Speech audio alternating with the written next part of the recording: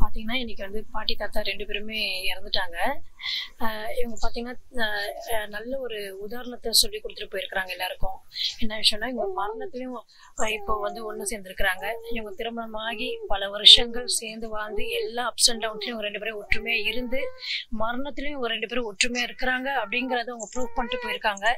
இதுலேருந்து நம்ம கற்றுக்கக்கூடிய ஒரு விஷயம் என்னன்னா, இனி வர ஜென்ரேஷன்ஸ் வாழ்ந்துட்டு இருக்க ஜென்ரேஷன்ஸ் எல்லாருக்கும் நல்ல ஒரு எக்ஸாம்பிள் என்னன்னா, நல்ல இருக்கிற நாட்களை ஒற்றுமையாக வாழ்ந்து எல்லாவற்றிலையும் என்ன சொல்றது, ஒரு நல்ல ஒரு அண்டர்ஸ்டாண்டிங்கான ஒரு லைஃப்பை லீட் பண்ணிட்டு போகணும்.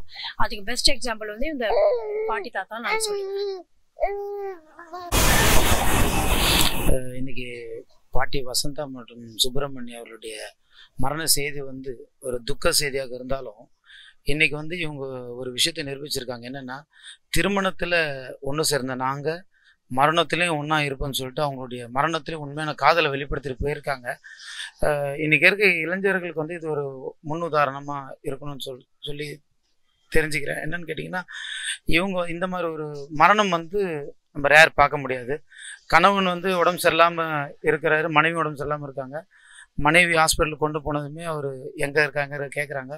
ஹாஸ்பிட்டலுக்கு போயிருக்காங்கன்னு சொன்னோடனே அந்த துக்கத்தில் இவருக்கு வந்து மாரடைப்பு வந்து இறந்துடுறாரு. ஹாஸ்பிட்டலில் இருந்த இவங்களும் இந்த விஷயத்த மனைவி கேட்டு அவங்களும் இறந்துடுறாங்க. ஸோ இது பார்க்கும்போது பிரியாத வரம் பெற்று வந்த மாதிரி இருக்குது கடவுள்கிட்ட. ஸோ இப்படிப்பட்ட வரங்கள் வந்து இருக்கும் தம்பதிகளுக்கு கிடைக்கணும்னு கடவுள்கிட்ட வேண்டிக்கணும். ஏன்னா கணவன் இல்லாமல் மனைவியும் மனைவியும் கணவன் வாழ்றது கடினமான விஷயந்தான். ஸோ இது வந்து ஒரு உண்மையான காதலை வந்து திருமணத்தில் ஒன்று சேர்ந்த நாங்களும் சாவுலையும் ஒன்று சேர்ந்துருக்கோம் அப்படின்னு சொல்லிட்டு நிரூபித்து போயிருக்காங்க. இது ஒரு உதாரணமான ஒரு மரணமாக இப்போ இருக்க ஜென்ரேஷன் ப்ரூவ் பண்ணிட்டு போயிருக்காங்க. நாங்கள் வழக்கறிஞராக வந்து நிறைய கேஸுங்க பார்த்துருக்கோம்.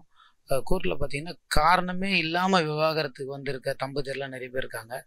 அப்படிப்பட்ட தம்பதியர்களுக்கும் இனி இப்படி விவாகரத்து கோர போகிற தம்பதியர்கள் எல்லாருக்கும் சொல்கிற விஷயம் என்னென்னா, இப்படிப்பட்ட இந்த தம்பதியுடைய வாழ்க்கையை பார்த்து நம்ம இப்படித்தான் வாழணும்னு ஒரு முன்னுதாரணம் எடுத்துக்கணும்.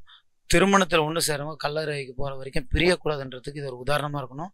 இதை பார்த்து கண்டிப்பாக இனி வர தம்பதிகள் கற்றுக்கணும். இந்த விவாகரத்து வழக்குகள் நடக்கிற நீதிமன்றத்தில் இருக்க வழக்கில் இருக்கவங்களும் இதை பார்த்து மனசு திறந்தணும்னு சொல்லி கேட்டுக்கிறேன்.